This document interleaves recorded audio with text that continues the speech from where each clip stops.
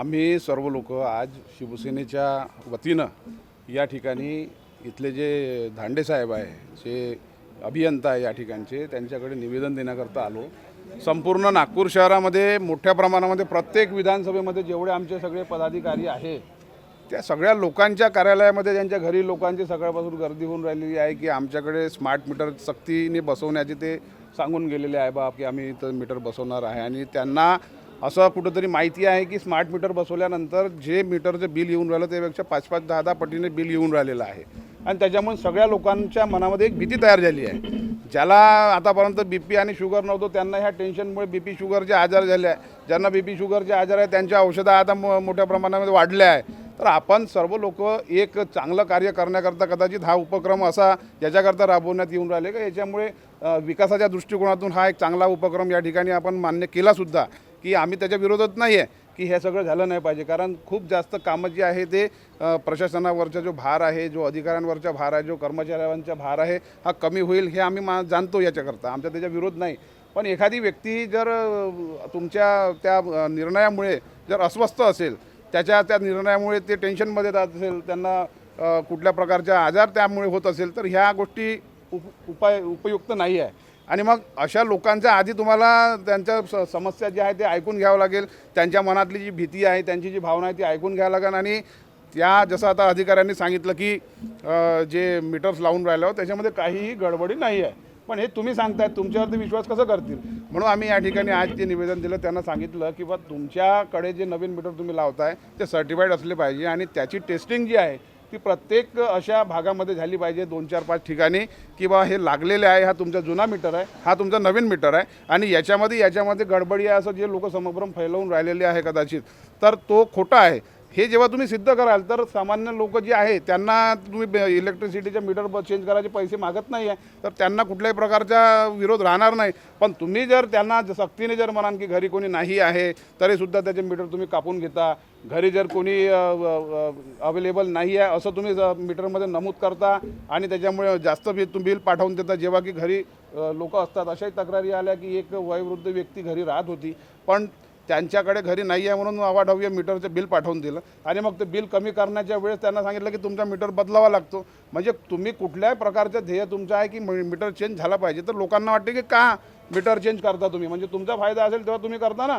म्हणून त्यांच्या मनातला जो समभ्रम आहे किंवा त्यांना जी चुकीची माहिती मिळाली आहे ते तुम्ही त्याचे निराकरण केलं पाहिजे। आम्ही त्यांना सांगितलं की कुठल्याही प्रकारची सक्ती जी आहे, एखाद्या व्यक्तीला तुम्हाला वेळ द्यावा लागेल त्याला की तुम्हाला मीटर लावलेला आहे, तुमचा हा मीटर आहे आणि हा आमचा मीटर लावलेला आहे, याच्यामध्ये काहीही अडथळा नाही आहे, याच्यामध्ये काही रीडिंग वाढून येत नाही आहे आणि मग त्याचा विश्वास संपादन करून ती कारवाई तुम्ही करा, अन्यथा जबरदस्ती करू नका। अभियंता से भी आप लोगों की चर्चा हुई, किस प्रकार का आश्वासन मिला और इसके बाद अगर कोई समाधान नहीं निकलता तो इसके आगे त्यांनी सांगितलं की त्यांनी सांगितलं कदम तो शिवसेना का आंदोलन ही है। आज जिस प्यार मोहब्बत से बात कर आए वहाँ पर हम वो वाली स्टाइल वहाँ पे उस समय नहीं रहेंगी। अगर किसी हमारी महिला, अगर भगिनी अकेली है, अगर हमारी महिला घर में अकेली है और वो अगर कह रही है कि अभी इस समय आप मीटर चेंज मत करो और ज़बरदस्ती अगर आप घर में घुस रहे तो हम उनको छोड़ेंगे नहीं। अगर कोई बुजुर्ग वहाँ पे अगर पीड़ित है और वो घर में अगर बाकी सदस्य नहीं है उस समय आकर अगर उसका आप मीटर चेंज कर देंगे तो घर का जो कमाने वाला व्यक्ति है वो अपना काम करे कि मेरा मीटर चेंज नहीं हो जाना चाहिए, इसके लिए वो सोचते रहे। किसी की तबीयत बिगाड़ना ये भी तो सही बात नहीं है ना। अगर आप उनकी भलाई के लिए कर रहे हो तो भलाई इसमें है कि आप उनको समझा के बताएं कि ये जो निर्णय है ये आपके लिए अच्छा है, हमारे लिए अच्छा है, इसमें कोई आपका नुकसान नहीं है। अगर आप ये समझा नहीं सकते तो फिर मीटर चेंज मत करो ना। जिनको समझा सकते उनका मीटर चेंज करो, थोड़ा समय हो जाएगा और क्या बिगड़ जाएगा। आज तक स्मार्ट मीटर ही चल रहा था क्या? इसके पहले जब मीटर चेंज किए गए तब भी उन्होंने बताया कि ये मीटर में बिल नहीं आएगा ज़्यादा, और क्या थमाया उन्होंने, जो 100 वाट के बल्ब चलते थे उसकी जगह पे एलईडी बल्ब उन्होंने समझा के बताया कि ये बल्ब से ज़्यादा इलेक्ट्रिसिटी जलती है। अब उनके बल्ब भी अपन ने खरीद कर लगाए। अब खरीदने के बाद में भी अगर मीटर में बिल इतना आ रहा है तो फिर लोगों को डर क्यों नहीं रहेगा?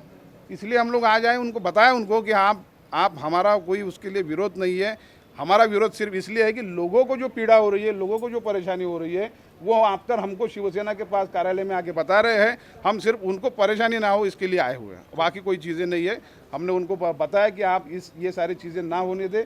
अगर इस तरीके से अगर आप करेंगे और ज़बरदस्ती अंग्रेज़ों के ज़माने जैसा आप अगर बोलेंगे कि ये स्वतंत्र देश में आपके कहने से सारी चीज़ें हो जाएंगी तो वैसा नहीं। आपको जनता के लिए आप अगर कर रहे हो तो जनता को आपको सुनना पड़ेगा। जनता को अगर वो चीज़ें नहीं पसंद है तो आपको उसको समझानी पड़ेगी कि ये चीज़ें सही है, तब तक कि आप ये सारी चीज़ें ज़बरदस्ती नहीं कर सकते। हम इसके विरोध में रहेंगे। लोगों की समस्याओं के लिए आदरणीय हमारे उप मुख्यमंत्री एकनाथ जी शिंदे साहब और हमारे पक्ष की ओर से जो निर्देश दिए गए, हमारे मोटो ये है पार्टी का कि 80% समाजकारण और 20% राजकारण।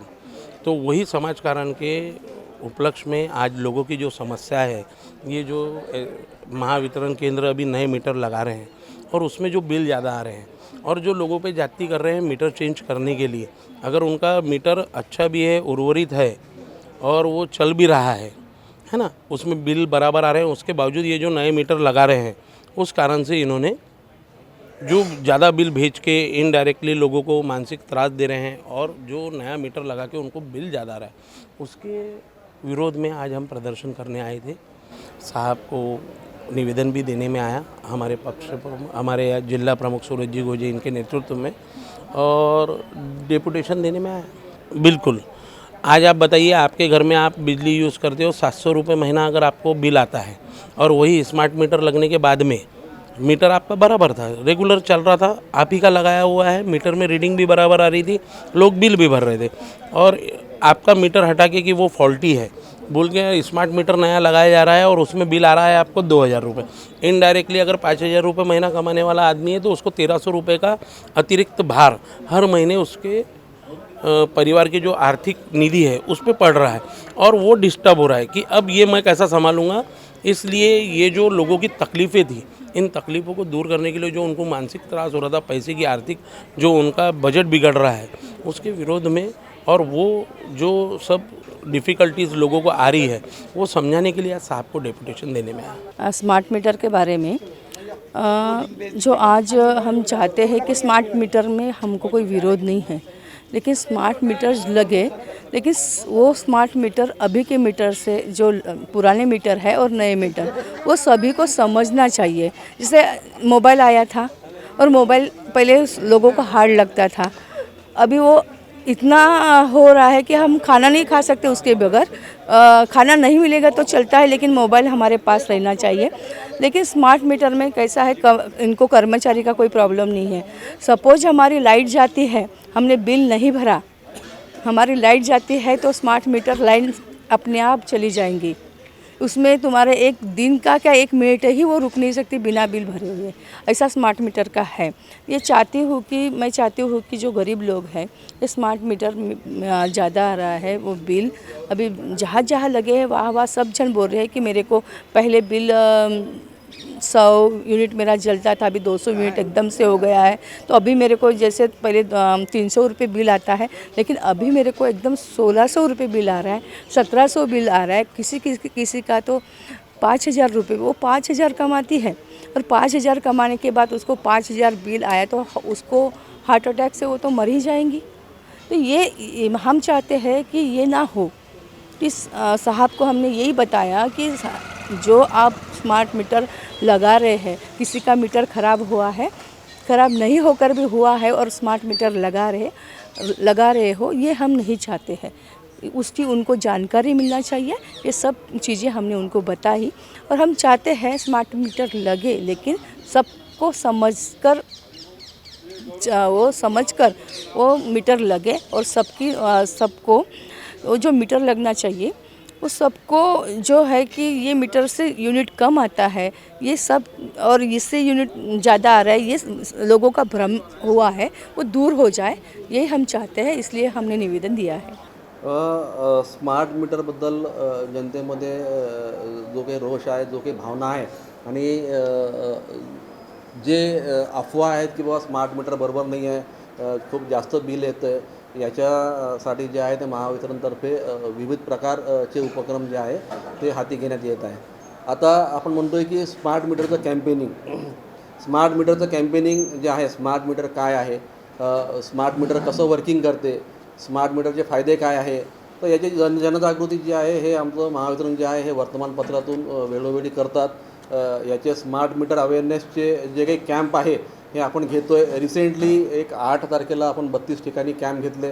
32 ठिकाणी कॅम्प घेऊन आपण तिथे लोकांच्या तक्रारी ऐकून घेतल्या. स्मार्ट मीटरचे फायदे काय आहे हे आपण तिथं लोकांना समजून सांगितले आणि तिथे ज्या काही तक्रारी आल्या त्यांचं समाधान करण्याचा प्रयत्न आपण तिथं बऱ्यापैकी केला आहे. या व्यतिरिक्त एक 7 ते 8 ठिकाणी जे आहे आपण डेमो तिथे लावलेले होते. डेमो लावताना आपलं स्मार्ट मीटर होतं आणि जुनं आपलं जे कन्व्हेन्शनल मीटर आहे हे आपण त्या ठिकाणी लावलं आणि ते पण डेमो लोकांना समजून सांगितलं की जुनं मीटर आणि नवीन स्मार्ट मीटर जे आहे याचं कन्झम्पशन जे आहे हे सारखंच आहे. कुठेही याच्यामध्ये डिफरन्स पडत नाही. जुन्या मीटरमध्ये जेवढं कन्झम्पशन जळते तेवढं स्मार्ट मीटरमध्ये कन्झम्पशन जळते हे पण आपण लोकांना सांगितलं. याच्या व्यतिरिक्त आपण स्मार्ट मीटर बऱ्याच लोकांकडे लावलेले आहेत. अशा लोकांचे आपण छोट्या छोट्या रील्स पण तयार केल्या आहेत. 30 सेकंदाच्या 40 सेकंदाच्या आपण रील्स तयार केल्या आहेत लोकांच्या आणि ते पण त्यांचे कन्सेंट घेऊन आपण जे आहे समाज माध्यमावर टाकलं आहे की बाबा माझ्या घरी स्मार्ट मीटर लागला आहे, परंतु हा जो काही विषय आहे असा काही विषय नाही. माझ्याकडं जे स्मार्ट मीटर लागला आहे हे आता तेवढंच कन्झम्पशन आहे जेवढं मी पूर्वी वापरत होतो आणि अशा प्रकारे समाधान करायचं काम जे आहे ते महावितरणचं चालू आहे. स्मार्ट मीटरबद्दल जनजागृती करायचं जे काही काम जे आहे जे आताही आमचं चालू आहे आणि यापुढेही आमचं काम जे आहे ते चालू राहणार आहे. मग हे सर्व करताना मग कुठे एखाद्या ठिकाणी सॅम्पलमध्ये सिरीजमध्ये मीटर लावून जर ग्राहकांचं समाधान करायचं असेल तर तोही प्रकार जो आहे तो महावितरण आमचा करतो आहे जेणेकरून ग्राहकांचा विश्वास संपादन करून स्मार्ट मीटर जे आहे आम्ही 100% लावतो आहे इथे जे आणि हे लावण्याच्या मागची भूमिका पण ही आहे की बाबा स्मार्ट मीटर जे आहे आपण जे म्हणतो आहे की याचं दर अर्ध्या घंट्याला काय वापर येतो आहे, अचूक बिलिंग होतं आहे, बिलामध्ये तांत्रिक दोष राहत नाही, कुठल्याही प्रकारचं बाबा माझं रिडिंग झालं नाही अशा मला जास्त बिलाला अशा कुठल्याही प्रकारच्या तक्रारी येत राहत नाही. रिडिंग जे आहे हे ऑटोमॅटिक येतं आहे. त्याच्यामुळं ग्राहकाला जे आहे दर अर्ध्या तासाचं रिडिंग जे आहे हे त्याच्या मोबाईल ॲपवर उपलब्ध असते.